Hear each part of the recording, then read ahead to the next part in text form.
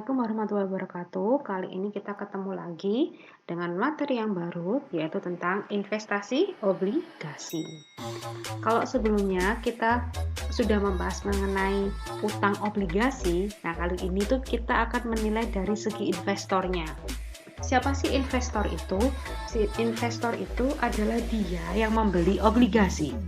Nah, ketika dia membeli obligasi, dia akan melakukan yang namanya investasi obligasi. Kenapa disebut investasi? Karena dia mengharapkan ada pendapatan tambahan yang diperoleh atas obligasi tersebut. Itu namanya investasi. Nah, di sini investasi utang atau investasi obligasi atau namanya lain debt investment atau namanya juga bond investment ditandai dengan pembayaran kontraktual pada tanggal tertentu dari pokok dan bunga atas jumlah pokok tertentu. Jumlah pokok itu biasanya disebut nominal. Lalu kalau bunga ya pendapatan bunganya. Nah, di investasi utang atau investasi obligasi ini kan tadi tuh pembayarannya tuh ada dua, pokok utang yaitu nilai nominalnya dan juga bunga. Nah, semuanya ini nanti ada dua bagian. Dua bagian ini ketika dia dalam bentuk investasi obligasi yang biaya perolehannya dilakukan amortisasi dan yang satunya dengan penggunaan nilai wajar. Kalau dia pakai biaya perolehan amortisasi, berarti dia itu ada keinginan untuk memegang obligasi ini. Dia menginvestasikan dalam bentuk obligasi ini dipegang sampai jatuh tempo. Jadi kalau jatahnya 5 tahun ya dia maunya tuh megang sampai 5 tahun. Nah, sementara kalau pakai nilai wajar ini itu biasanya dia memegang obligasi ini agar bisa dijual sewaktu-waktu. Itu bedanya ya. Yang satu dia mau pegang sampai akhir, yang satu dia bisa dijual kapanpun. Jadi kapan saja dia bisa jual. Tapi tidak menutup kemungkinan jika yang awalnya mau dia pegang sampai jatuh tempo, mungkin di tengah jalan terpaksa dijual. Oke. Nah, langsung saja ya. Di sini ada contoh soal, yaitu PT Original, di mana dia membeli 10.000 lembar obligasi senilai 20.000 per lembarnya pada PT KW. Nah, kalau kemarin kan langsung tuh harganya pakai nilainya langsung disebutkan. Nah, sebenarnya obligasi itu juga bisa dijual dalam bentuk per lembarnya. Jadi dalam lembar-lembar potongan obligasi yang totalnya nanti sama dengan nilai nominal. Nah, berarti di sini kalau kita lihat ada 10.000 lembar dengan nilai parnya adalah 20.000 per lembar, berarti nilai nominal obligasinya adalah sebesar 200 juta. Dapatnya dari mana? Dari 10.000 dikalikan 20.000. Lalu, tingkat bunga kuponnya kebetulan di sini 12%. Dan tingkat bunga efektifnya yaitu 10%. Berarti nanti untuk penerimaan kas atas bunganya kan bisa tahu ya, dalam 1 tahun itu 12% dikalikan 200.000. Kalau untuk 1 tahun, kalau 6 bulan berarti kan harus dikalikan lagi 6/12. Nah, obligasi ini jatuh temponya 4 tahun dengan nilai wajarnya, nilai penerbitannya yaitu 212.926.425,52. Tugasnya di sini ada 4. Yang pertama membuat tabel amortisasi. Sama sebenarnya sama yang saat utang obligasi, cuma nanti ada namanya yang sedikit berbeda ya. Lalu yang kedua, jurnal. Jika dia pakai biaya perolehan diamortisasi dengan tujuannya dimiliki hingga jatuh tempo. Dan yang kedua, kemungkinan hampir sama dengan poin 2, tapi dia tiba-tiba melakukan penjualan pada tanggal 1 Juli 2014. Lalu yang tugas keempat, dia menggunakan metode nilai wajar, di mana di tahun 2012 Desember 31 harganya per lembarnya 21.000, sementara 31 Desember 2013 harganya 20.900. Kemudian dijual lagi tanggal 1 Januari seharga 20.500 per lembar. Wow, banyak sekali ya. Kita mulai dari yang paling mudah dulu, yaitu menghitung yang namanya amortisasi obligasi. Di sini udah ada tabel amortisasinya. Nah, yang membedakan itu ada di sini. Kalau kemarin di utang obligasi itu kan namanya beban bunga, kalau di sini namanya penerimaan kas. Oh, bunga dibayarkan ya. Kalau di utang obligasi namanya bunga dibayarkan, kalau di sini namanya penerimaan kas. Sementara kalau di utang obligasi kemarin namanya beban bunga, namanya di sini pendapatan bunga. Oke, lalu amortisasi premium dan jumlah tercatat obligasi atau nilai buku sama saja. Nah, kebetulan nilai bukunya di sini 212926.425,52. Nah, yang perlu diperhatikan di sini itu adalah bunganya dibayarkan tanggal 1 Januari dan 1 Juli. Dan ini terbitnya tanggal 1 Juli. Perhatikan dari 1 Juli ke 1 Januari itu kan butuh waktu yang namanya 6 bulan. Oke, dan jangan lupa nanti 31 Desember harus penjurnalan penyesuaian. Nah, kita hitung dulu penerimaan kasnya. Penerimaan kasnya dapatnya dari mana? Dari kupon. Dari kupon bunganya. Kupon bunganya berapa? 12%. Jangan lupa ditulis sama dengan lalu 12%. Dikalikan, di sini ada lembar obligasinya ada 10.000. Lalu harga per lembarnya 20.000 per lembar. Lalu karena 6 bulan dikali 6 dibagi 12. Ketemunya 12 juta. Oke. Nah, setelah itu pendapatan bunga. Pendapatan bunga dapatnya dari mana? Dari kupon bunga efektifnya atau yield, pakai kata-kata yield, YIELD. 10% dikalikan jumlah tercatat obligasi dikalikan 6 bulan dibagi 12. Nah, ketemu sekian. Setelah itu, amortisasi premiumnya diperoleh dari penerimaan kas dikurangi pendapatan bunga. Yang paling besar dikurangi yang paling kecil, paling gitu yang gampangannya ya. Sama dengan diskonto juga kayak gitu. Yang paling besar dikurangi yang paling kecil. Setelah itu, nilai bukunya di periode tanggal 1 Juli dikurangi dengan amortisasi. Nah, biar gampang dan jadi cepet ngerjainnya, tinggal di drag aja. Nanti otomatis. Nah, kan ketemu? Gak usah pakai ngitung satu, langsung di drag aja, nanti langsung otomatis keluar angkanya. Yang penting hasil akhirnya itu harus ketemu 200 juta. Oke. Kita lanjutkan ke tabel amortisasinya. Oke, setelah kita pindahkan. Nah, sekarang ke yang kedua, investasi obligasinya, yaitu biaya perolehan diamortisasi untuk dimiliki hingga jatuh tempo.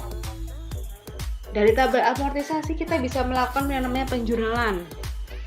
Kalau mau jurnal harus tahu tabel amortisasinya dulu. Kalau nggak ada tabel amortisasi nggak bisa menjurnal. Nah, yang pertama harus jurnal adalah saat pembelian obligasi. Dibelinya tanggal 1 Juli 2012. Tanggalnya jangan sampai lupa, tolong diingatkan ya. Jurnalnya investasi obligasi pada kas. Senilai nilai buku yang ada di tabel amortisasi, yaitu 212.926.425,52. Setelah itu, kita melakukan penjurnalan saat penyesuaian pendapatan bunga. Setiap kapan? Setiap tanggal 31 Desember. Jadi penyesuaian itu setelah tanggal 31 Desember. Ini kebetulan tanggal 2012 tahun 2012. Jurnalnya piutang bunga pada pendapatan bunga dan investasi obligasi. Piutang bunganya tadi bisa dilihat di mana? Di pembayaran atas kas, lalu pendapatan bunganya, dan investasi obligasinya kita taruh dapatnya dari amortisasinya. Oke, baik amortisasinya diskonto ataupun premium. Kalau dia premium dia dari sebelah kredit, kalau dia diskonto dia dari sebelah debit. Perlu diingat ya.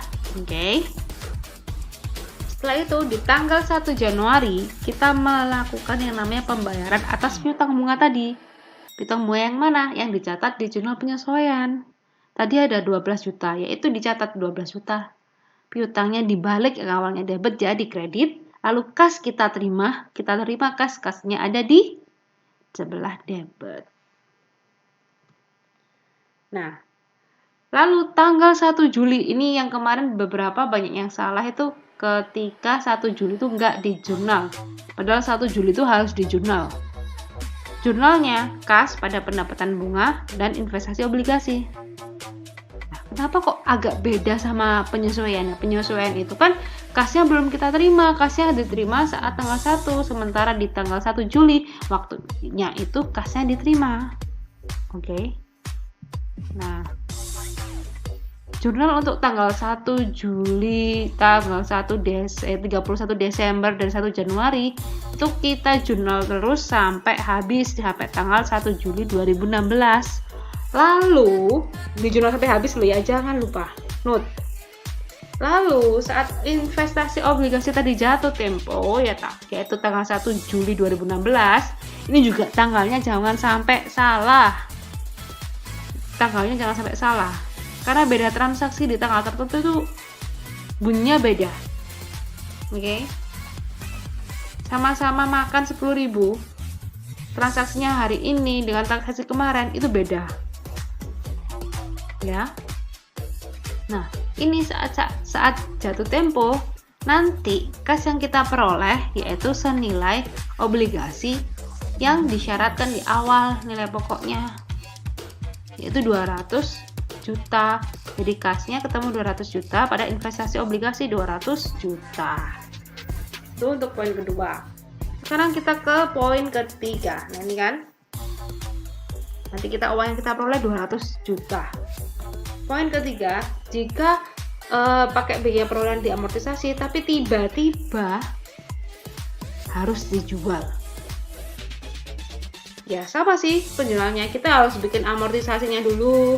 Kita melakukan penjurnalan sampai tanggal tertentu, baru kita melakukan pelepasan. Nah, begini ya, ketika kita melepasnya kan itu tadi untuk 4 tahun, 2 tahun berjalan, lalu dilepas. Nah, 2012, 2013 itu kita jurnal.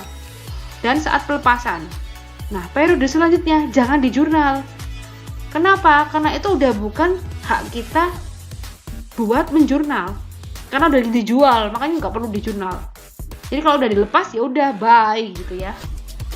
Tapi kalau masih jadi investasi kita ya kita jurnal. Penjurnalan yang dilakukan sama dengan poin 2. Perbedaannya saat terjadi pelepasan. Kalau sudah dilepas nggak usah dijurnal. Nah, saat pelepasan di sini tanggal 1 Juli 2014. Maka kita mencatat berapa sih yang dijual. Kebetulan harganya dijualnya 205 juta. 250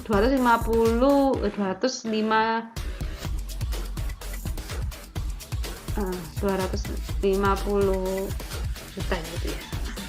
205 juta itu dapatnya dari per lembarnya 2.500 dikali 10.000 lembar. Nah, lalu kita lihat balik lagi kita ke tabel amortisasi. Di tabel amortisasi tanggal 1 Juli 2014, nilai bukunya itu ketemu 207, 091, 901, 0,01. Nah, kita cari selisihnya. Selisihnya itu kalau dia di sebelah kredit itu dia berarti untung. Kalau dia di sebelah debit berarti dia rugi. Oke. Ingat ya, kalau dia sebelah kredit dia itu untung, kalau dia sebelah debit dia tuh rugi. Nah, setelah itu di tahun 2014 setelah 1 Juli nggak perlu dilakukan penjualan. Lalu kita ke yang keempat. Jika investasi obligasinya dia nilai wajar, ya dia beli obligasinya memang untuk dijual sewaktu-waktu. Jadi kapanpun bisa dijual. Nah, ketika kapanpun bisa dijual, setiap tanggal 31 Desember kita harus melakukan yang namanya jurnal penyesuaian untuk harga obligasi. Entahlah itu ada kerugian atau entahlah itu ada keuntungan.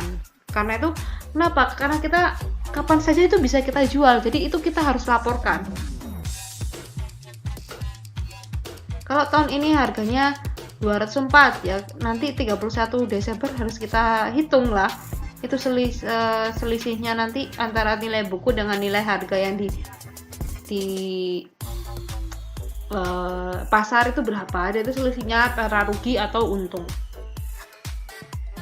Nah, perbedaannya sih ya sama sih dengan poin 2 dan 3, cuma yang membedakan tuh saat jurnal penyesuaiannya. Tadi seperti yang saya bilang, kita harus melakukan penyesuaian juga untuk keuntungan atau kerugian. Padahal kita nggak jual. Tapi kita harus melakukan pencatatan itu. Kenapa? Karena obligasi tadi kita beli untuk sewaktu-waktu kita jual. Sama jurnalnya, saat pembelian kita sama melakukannya. Nanti saat pembagian pendapatan juga sama, kita melakukan jurnalnya seperti poin 2. Cuma saat penyesuaian ini, selain melakukan pencatatan atas piutang bunga, kita harus mencatat ada keuntungan atau kerugian nggak? Nah, kebetulan di sini ada keuntungan kerugian yang belum terrealisasikan sebesar 1.572.746,80 dengan sebelah debitnya penyesuaian perubahan nilai wajar. Dapatnya dari mana angka itu?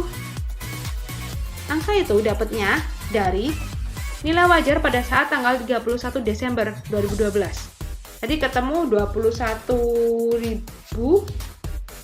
untuk 10.000 lembar obligasi. Ketemunya 210.000. Lalu pada tanggal 31 Desember 2012 di tabel amortisasi itu lihatnya bagian 1 Januari 2013. Nah, nilai bukunya kebetulan 211.572.746,8 rupiah. Dari sini dia dinyatakan rugi jika nilai bukunya lebih besar daripada nilai wajar. Kok bisa? Sama kayak gini loh. Kalian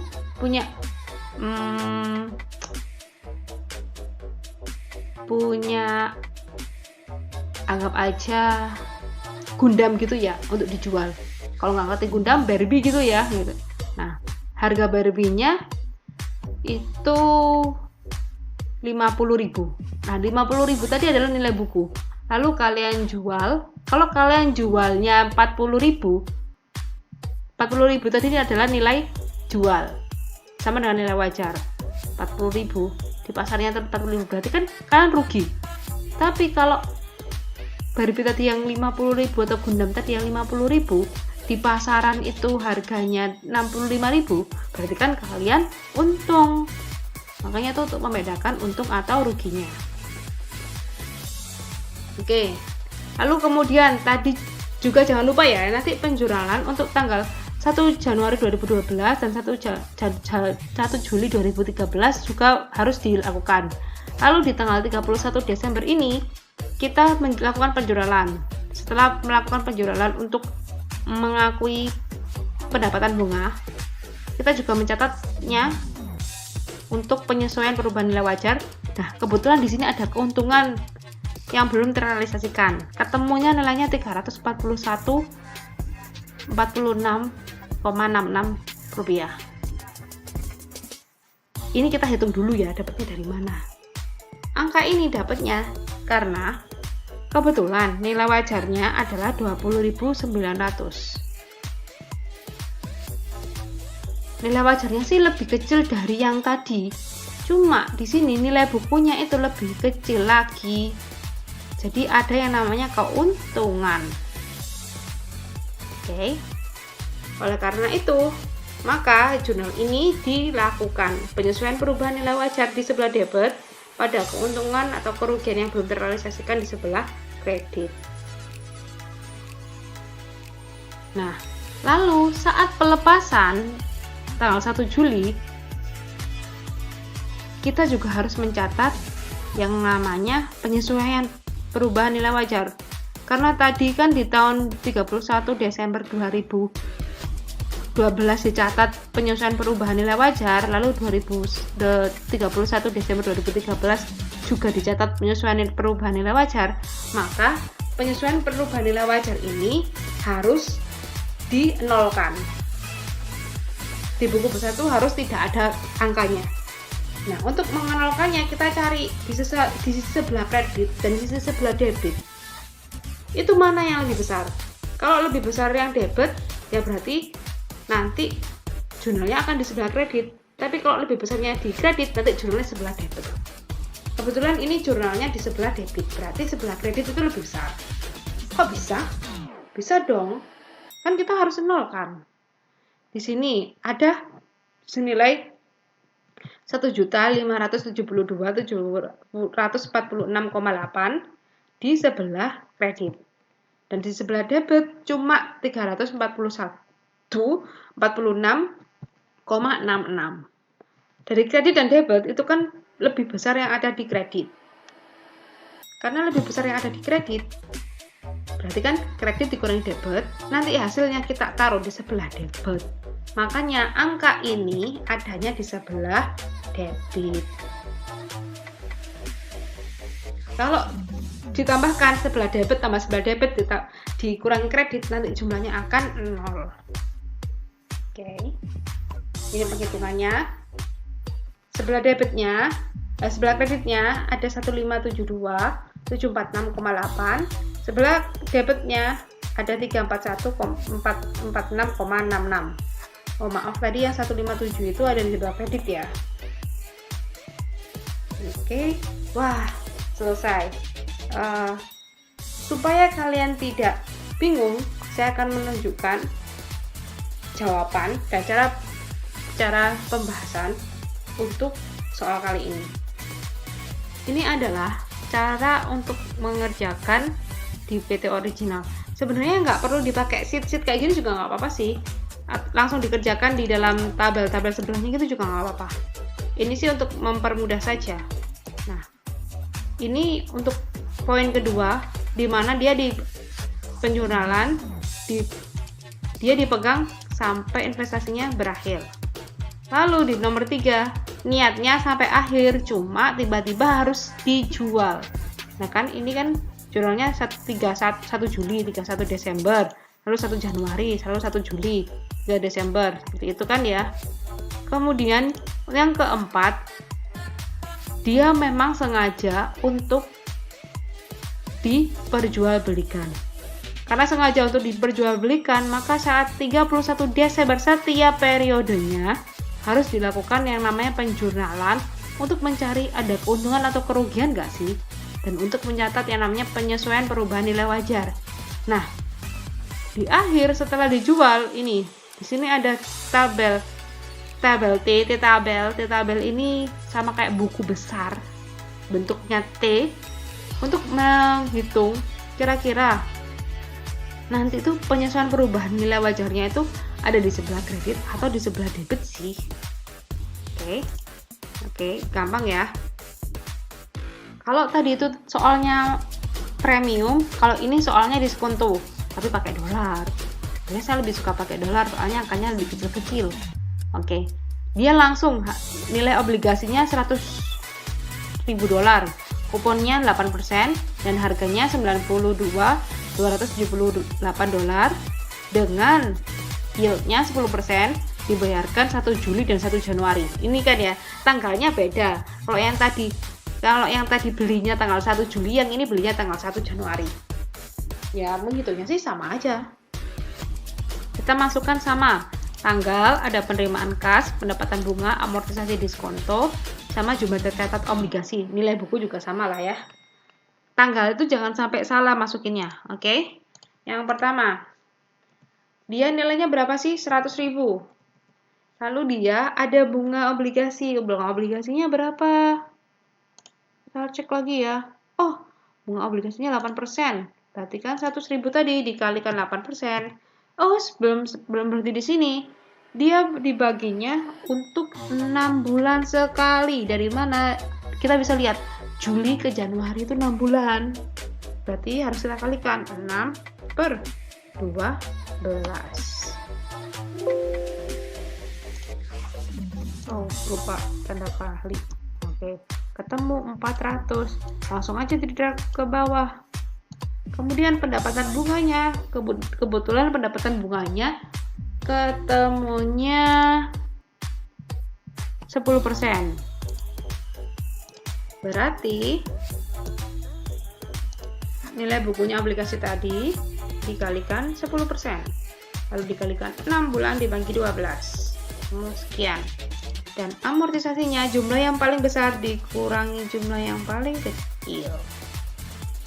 Sebentar. 10%. Ini nih kalau kelupaan persennya tuh kayak gini nih. Nah, untung pakai Excel tuh otomatis ya. Setelah itu, nilai bukunya ditambahkan. Kalau sudah, tinggal kita drag ke bawah. Di-drag ke bawah. Di-drag ke bawah. Oke, langsung otomatis ketemu 100.000. Dari sini kita tinggal melakukan penjurnalan. Penjurnalannya tadi nih. Di sini sama kan, investasi obligasi pada kas. Bedanya di sini.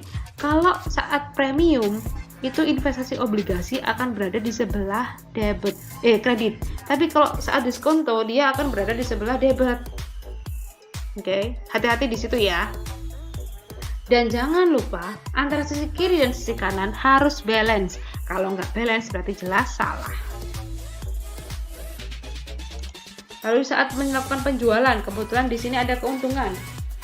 Lalu dia untung. Kalau tadi kan rugi tuh, kebetulan rugi. Kalau ini untung lah. Kalau keuntungan itu dia ada di sebelah kredit. Dan jangan melakukan pencatatan jurnal untuk tanggal-tanggal berikutnya setelah kita melakukan yang namanya penjualan. Kalau masih melakukan jurnal nanti saya salahkan. Jadi nilainya salah kurang. Oke. Nah, kalau untuk yang keempat itu sama perintahnya, dia pakai nilai wajar yang dimana bisa dijual sewaktu-waktu. Karena bisa dijual sewaktu-waktu, kita harus melakukan yang namanya penyesuaian. Nah, penyesuaiannya untuk ngapain? Menyatat dia ada keuntungan atau kerugian nggak sih? Gitu. Oke, nah setelah itu saat kita menjual, jangan lupa penyesuaiannya itu harus dinolkan. Kebetulan di sini sama sih kebetulan ya. Tahun 2011 dia ada di sebelah kredit, lalu di tahun 2012 ada di sebelah debit, dan jumlah kreditnya dengan jumlah debitnya lebih besar di sebelah kredit. Jadi pelepasan nanti untuk penyesuaian perubahan nilai wajar, dia jurnalnya akan berada di sebelah debit. Oke, sekian pertemuan untuk investasi obligasi kali ini.